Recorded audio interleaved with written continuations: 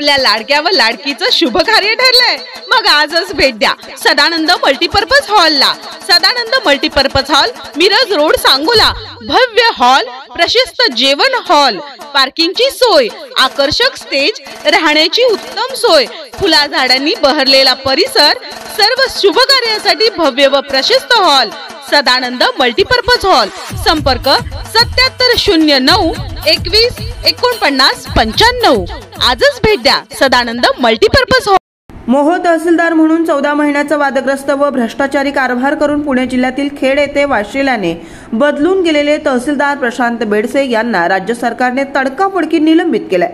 तसा आदेश त्यांनी काढलाय। शासनाने काढलेल्या आदेशात प्रशांत बेडसे तत्कालीन तहसीलदार मोहोळ जिल्हा सोलापूर, सध्या तहसीलदार खेड जिल्हा पुणे यांनी उपयुक्त पदावर कार्यरत असताना कोविड-19 नियमाचं उल्लंघन करणं, सर्वसामान्य नागरिक यांना अपमानास्पद वागणूक देणं, वकिलांना अपमानास्पद वागणूक देणं तसेच त्यांच्या विरुद्ध प्राप्त तक्रारी या गंभीर स्वरूपाच्या असून त्यामुळे जनमानसात शासनाची प्रतिमा मलिन झाली।